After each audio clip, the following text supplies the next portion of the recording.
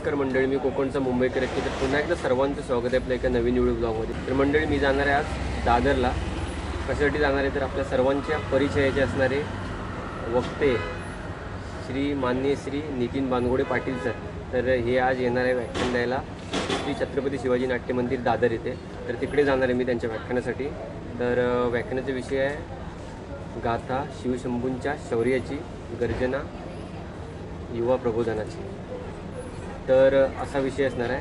तर व्हिडिओ शेवटपर्यंत बघा. आपण आता जाणार आहोत दादरलाच. इकडून तर मी ऑफिसमध्ये आहे आणि तिकडून दादरला जाणार आहे. तर जास्त वेळ न लावता आपण लेट्स गो स्टार्ट करूया आणि व्हिडिओ नक्की बघा शेवटपर्यंत. तर मित्रांनो, त्यांचा अभ्यास आणि त्यांचे विचार खूप दांडगे आहेत, खूप म्हणजे खूप मोठे आहेत. तर व्हिडिओ शेवटपर्यंत बघा आणि व्हिडिओ आवडली तर व्हिडिओला नक्की लाईक करा. आणि ही व्हिडिओ बघितल्यावर तुमच्यातला आपल्या महाराजांचा मावळा नक्कीच जागा होईल, हे 100% सांगतो. तर व्हिडिओ शेवटपर्यंत बघा. चला लेट्स गो स्टार्ट. तर मंडळी, मी पोचलो इकडे नाट्यगृहामध्ये. तर हा जो कार्यक्रम आहे, आजचे व्याख्यान आहे, हे संगमरत्न फाउंडेशन आणि आम्ही कोकणकर यांनी हे आयोजित केलं आहे.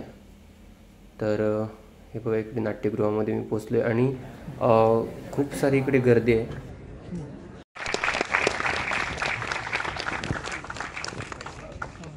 महेशजी सावंत साहेब आमदार उपस्थित असतील तर त्यांनी सुद्धा स्टेजवर यायचंय.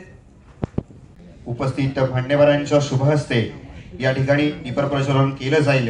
अर्थात ज्या क्षणाची आपण आतुरतेने वाट पाहत होतो, ती अशा कार्यक्रमाची ज्यांच्यावरती संपूर्ण धुरा असणार आहे, ज्यांना ऐकण्यासाठी, ज्यांचे आवाज आपल्या कानामध्ये गुणगुणत राहण्यासाठी, ज्यांचा आवाज सदैव आपल्या हृदयापर्यंत पोचत राहतो आणि अक्षरशः आज त्यांना आपण सामोरे पाहतोय, ते असे आजच्या कार्यक्रमाचे प्रमुख वक्ते सन्माननीय नितीन बानगोडे पाटील सर यांच्या शुभ हस्ते या कार्यक्रमाचं दीपक प्रज्वलन या ठिकाणी संपन्न होताना पाहायला मिळते. रसिक मायबापांच्या चरणी एक विनम्र अभिवादन करतो की मित्रांनो, त्यांचं स्वागत आपण मोठ्या टाळ्यांच्या गजरात करायचं आहे. या ठिकाणी जर आपण पाहिलं तर सन्माननीय नितीन बानगोडे पाटील सर इतिहास अभ्यासक, लेखक, प्रेरणादायी वक्ते म्हणून ज्यांच्याकडे अवघा महाराष्ट्र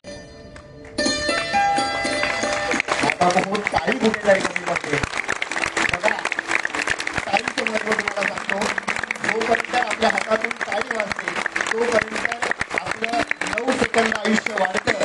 आणि इतिहास अनेकांच्या व्यासंगाचा विषय आहे. इतिहास अनेकांच्या संशोधनाचा विषय आहे. इतिहास अनेकांच्या अभिमानाचा विषय आहे. इतिहास अनेकांच्या स्वाभिमानाचा विषय आहे. इतिहास अनेकांच्या चेतनेचा, प्रेरणेचा विषय आहे. इतिहास काही घडवण्याचा, घडवून पाहण्याचा, काही करण्याचा, करून दाखवण्याचा आशय आहे. इतिहास विसरणारी माणसं इतिहास घडवू शकत नाहीत आणि इतिहास घडवणारी माणसं इतिहास विसरू शकत नाहीत. हा सगळ्यात मोठा इतिहासाचा आशय आहे. जगाच्या पाठीवर सगळ्यात जास्त पुतळे आणि सगळ्यात जास्त स्मारक जर कुणाची असतील तर ती आहेत छत्रपती शिवाजी महाराजांची.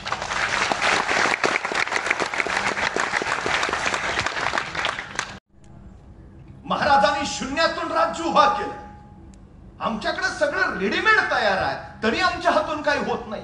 नाहीतर एखाद्याला ढाल द्यावी, तलवार द्यावी, एवढंच काय त्याला घोड्यावर नेऊन बसवावा, त्याच्या पुढे जाऊन त्याला रणांगणात नेऊन सोडावा आणि मग म्हणावं, लेका आता तरी लढ. धुरी पठ्ठ्या निवांतच. अरे लडकी, तुमचं लढू कसा? एक हातात ढाल आहे, दुसऱ्या हातात तलवार आहे, दोन्ही हात इंगेज आहेत, लढणार कसा? अरे मग निदान पळून तरी जा. पळून तरी कसा? घोड्यावर बसली दिसत नाही का? झो बाजूनी अडचण आहे आमची. मुंगी बघितली? मुंगी मुंगी मुंगी मुंगी केवढीशी, तिचं डोकं केवढंच, डोक्यातला मेंदू केवढासा, तरी पण त्या मुंगीला बरोबर कळतं कुठल्या गावातल्या, कितव्या आळीतल्या, कितव्या घरातल्या, कितव्या खोलीतल्या, कितव्या कपाटावरच्या, कितव्या फळीवर किती नंबरचा साखरेचा डबा आहे. सांगावं लागत नाही, रस्ता दाखवावं लागत नाही. कणभर मुंगी ध्येय गाठते ना, अडचण काय आम्हाला. 1645 ला महाराजांनी तोरणा घेतला, 1646 ला राजगड, पण बेबसाव होता. घेतला तर बांधला पाहिजे, बांधायचा तर पैसे पाहिजेत. होते कुठे महाराजांकडे? मग महाराज असं म्हटले का की घेतला राजगड तर बांधला पाहिजे, बांधायचा तर पैसे पाहिजेत. आहेत कुठं आपल्याकडं? मग कशाला घ्या, बघू पैसे आल्यावर. नाही थांबले महाराज. 46 ला घेतला राजगड, बघू पुढचा पुढं.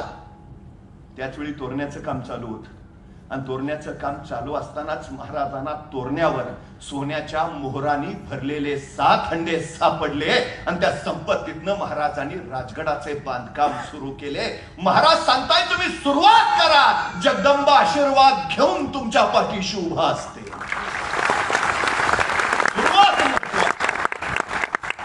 मी परवा रस्त्याने निघालो होतो, सायंकाळची वेळ. एका डोंगराच्या पायथ्याला एक सद्गृहस्थ उभा होता. त्याला विचारलं का थांबलाय? तो म्हटला नाही, डोंगरावर जायचंय. म्हटलं जा ना मग. नाही, अंधार आहे ना. मग मी माझ्या हातातला कंदील त्याला दिला. म्हटलं जा आता. मी घरी निघून आलो. दुसऱ्या दिवशी पहाटे 5 वाजता मी तिथूनच निघालो होतो. हा सद्गृहस्थ तिथंच पायथ्याला. मी म्हटलं अरे वा, जाऊन आला वाटतं. तो म्हटला नाही, गेलोच नाही. म्हटलं का? अंधार आहे ना. मी म्हटलं रात्री तुला कंदील दिला होता ना. हो दिला होता ना, पण त्याचा उजेड फक्त माझ्या पायापुरताच पडतोय. मला किती लांब जायचंय.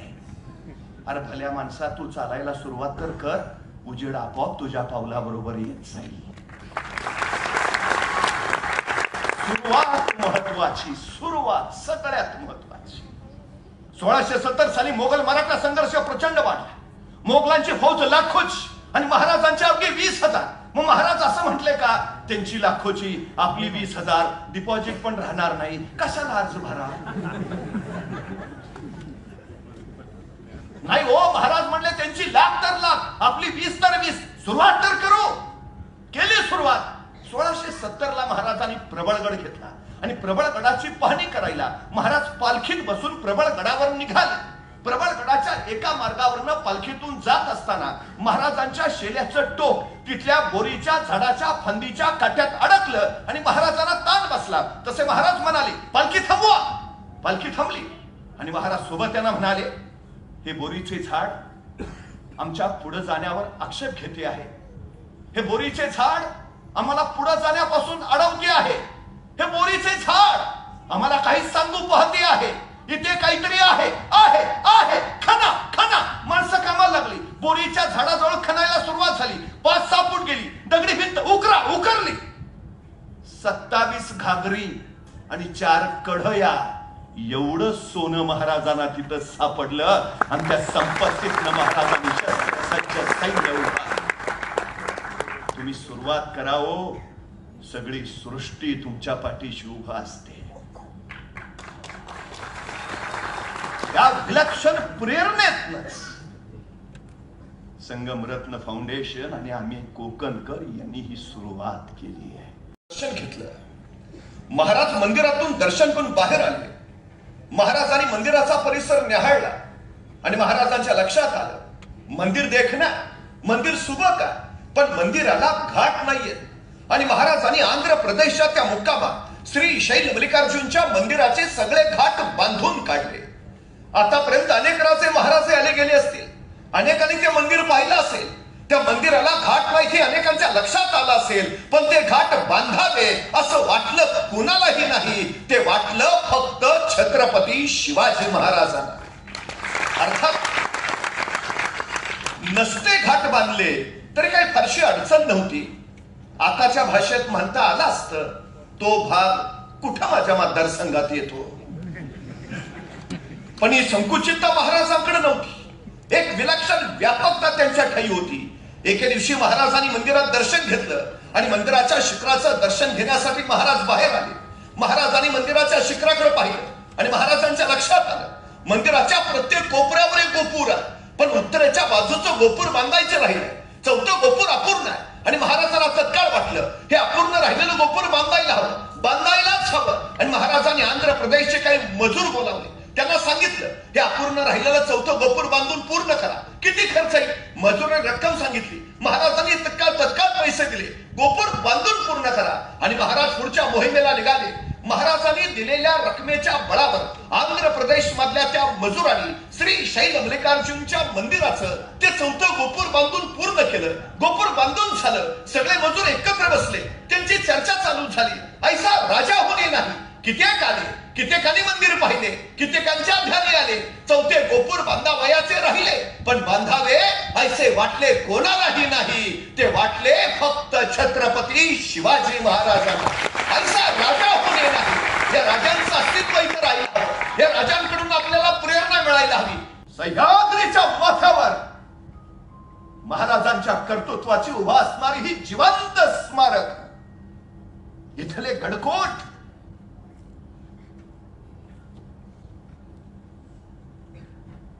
आमच्या उद्याच्या पिढीला ते दाखवायला हवेत, दाखवायलाच हवेत. हे गडकोट आम्ही जपायला हवेत. छत्रपती शिवाजी महाराजांच्या शौर्याचा सादर करतो आम्ही. महत्व कळालं इंग्रजांना. इथं आल्यावर त्यांनी पहिलं जर काही केलं असेल तर गडकोटांकडे जाणारे सगळे रस्ते उखडले, उद्ध्वस्त केले. कारण त्यांना माहिती आहे या मातीतली माणसं जर गडकोटांकडे गेली तर त्यांना ते स्वराज्य परत आठवेल, परत मावळे आठवतील, परत महाराज आठवतील आणि हा सह्याद्री पुन्हा उभा राहील स्वातंत्र्याचं बीज घेऊन. पहिलं केलं गडकोटांकडे जाणारे रस्ते बंद. इंग्रजांच्या महत्व लक्षात आलं. या प्रेरणापीठांचं, या शौर्य तीर्थपीठांचं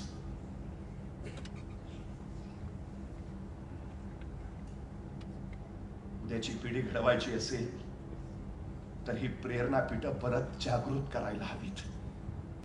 वेळेवर खा, फारच काळजी असेल तर आई सांगते नीट जा, नीट ये. अधिकची काळजी असेल तर आई म्हणते बसमध्ये बसताना मधल्याच सीटवर बस. बाळ म्हणतं का नाही, पुढनं कुणी ठोकलं तरी तू सुरक्षित, मागणं कुणी धडकलं तरी तू सुरक्षित. बाळा तू जगला पाहिजे. मग 12 वर्षाचे निघाले शिवबाराचे.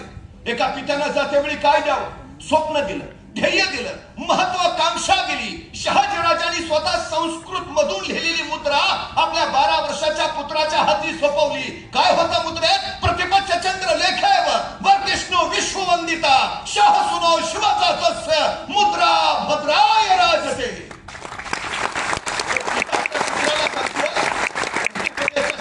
कलेप्रमाणे तुमचं राज्य वाढत वाढत जाईल आणि एक दिवस ते विश्वाला वंदनीय होईल. काय विश्वास आहे.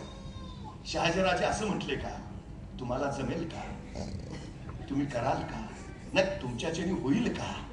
सवालच नाही. जमणारच जमणारच. मी कायम सांगतो आमच्या पोरांच्या चुका काढण्यापेक्षा त्यांचं कौतुक करायची संधी शोधा. पोरं इतिहास घडवतील. आमच्या या पोरांच्या पाठीवर त्या कौतुकाच्या थापेची गरज आहे. 350 वर्षापूर्वीचा इतिहास ती कोकणात पुन्हा जिवंत करतील. निघाली, रामलिंगाच्या पठारावर आली आणि महाराजांनी बघितला जमिनीतून निघालेला आणि आसमानात घुसलेला तो लिंगोबाचा डोंगर. त्याच वेळी महाराजांची नजर पोहोचली त्या पर्वताच्या माथ्यापासून ते समुद्रापर्यंत पसरलेल्या 40 किलोमीटरच्या मधल्या चिंचोळ्या पट्ट्याकडं. कोकण, कोकण, हा कोकण. महाराजांचं लक्ष कोकणाकडे गेलं आणि त्या क्षणापासून अखेरपर्यंत महाराज कोकणावर नितांत प्रेम करत राहिले.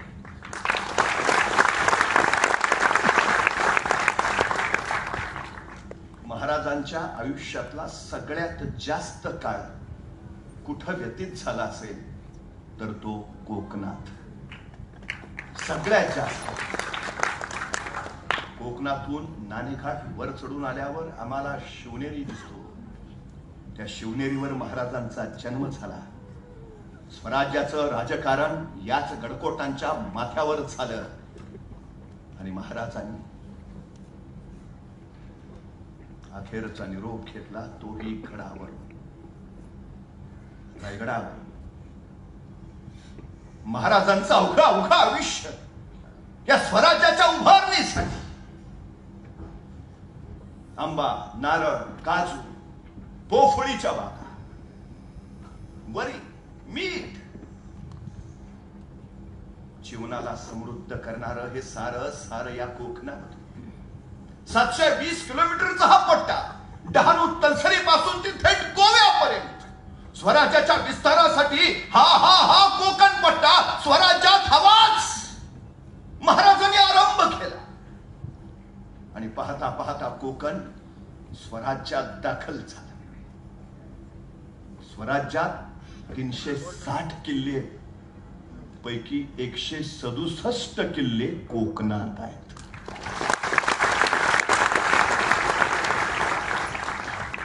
राज्य उभा राहील, पण महाराजांच्या लक्षात आलं या भूमीवर राज्य नव्हती असं नाही.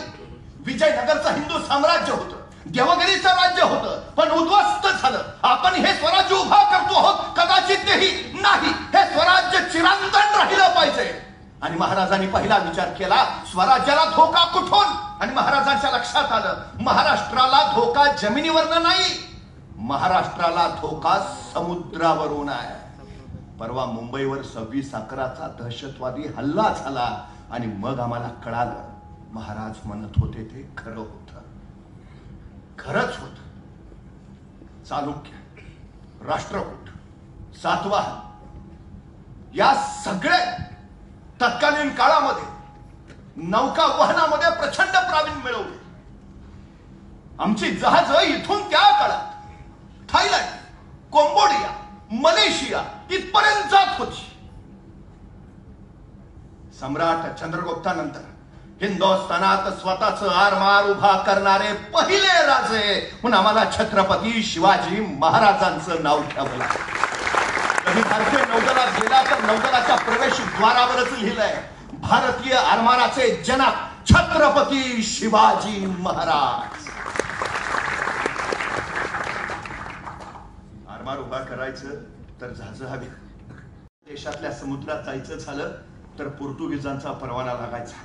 महाराजांनी असा कायापालट केला की आता पोर्तुगीजांना आमच्या समुद्रात यायचं झालं तर महाराजांचा परवाना लागायचा. अबे खरे नावाचा फ्रेंच प्रवासी महाराजांच्या कार्यालयात आला. त्याला राजापूरच्या बंदरात जायचं होतं. आता परवाना घ्यावा, निघून जावं ना. पण या लोकांकडे एक विलक्षण गुण आहे, जिज्ञासा. विलक्षण म्हणजे आपल्याला आपल्याबद्दल जेवढी माहिती आहे त्याच्यापेक्षा आपल्याबद्दल कित्येक पटीनं परकीयांना माहिती आहे. 169 इंग्रज आले होते फक्त भारतात सुरुवातीला.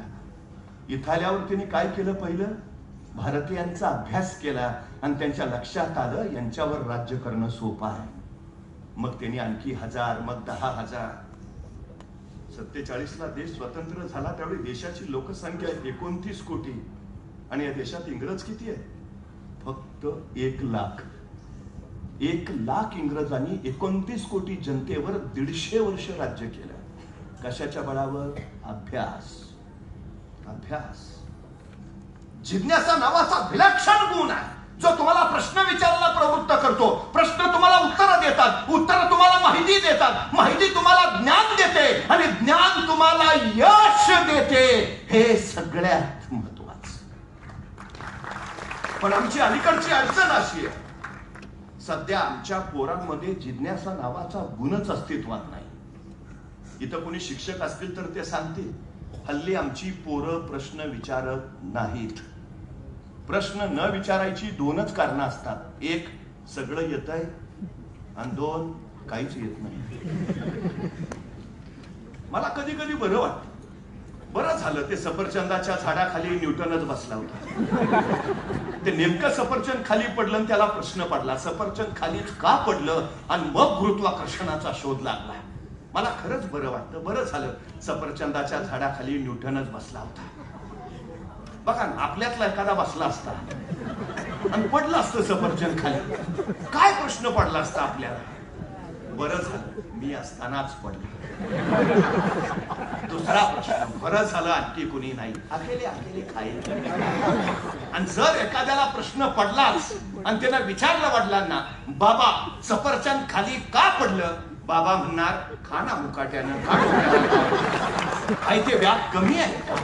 संपला आमचा न्यूटन सफरचंदाच्या झाडात. महाराजांकडे एक विलक्षण गुण आहे, जिज्ञासा. विलक्षण. सह्याद्रीच्या माथावरच्या गडकोटांवर फिरा, जिज्ञासेतून निर्माण झालेलं ज्ञान तुम्हाला पावलं पावली भेटेल तिथं. काय विलक्षण आहे ते. या कधीतरी गडकोट फिरून.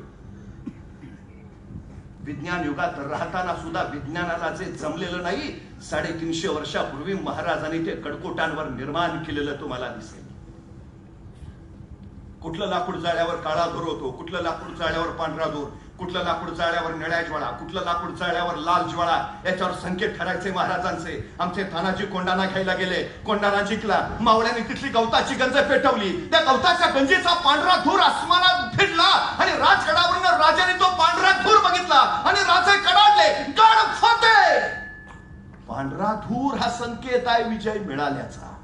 एखादी अशुभ बातमी असेल, राजगडावर काळा धूर केला जायचा, राजगडाचा काळा धूर तोरण्यावर दिसायचा, मग तोरण्यावर काळा धूर, तोरण्याचा काळा धूर प्रतापगडावर दिसायचा, मग प्रतापगडावर काळा धूर, प्रतापगडाचा काळा धूर अजिंक्य ताऱ्यावर दिसायचा, मग अजिंक्य ताऱ्यावर काळा धूर, अजिंक्य ताऱ्याचा काळा धूर पाटणच्या दातेगडावर दिसायचा, मग दातेगडावर काळा धूर, दातेगडाचा काळा धूर कोल्हापूरच्या पन्हाळ्यावर दिसायचा, मग पन्हाळ्यावर काळा धूर, पन्हाळ्याचा काळा धूर रांगण्यावर दिसायचा, मग रांगण्यावर काळा धूर, रांगण्याचा काळा धूर सामानगडावर दिसायचा, मग सामानगडावर काळा धूर, सामानगडाचा काळा धूर प्रचित गडावर दिसायचा, मग प्रचित गडावर काळा धूर महाराष्ट्रातल्या 360 किल्ल्यावर एका तासाच्या आत संदेश पोहोचायचा. काय झालंय?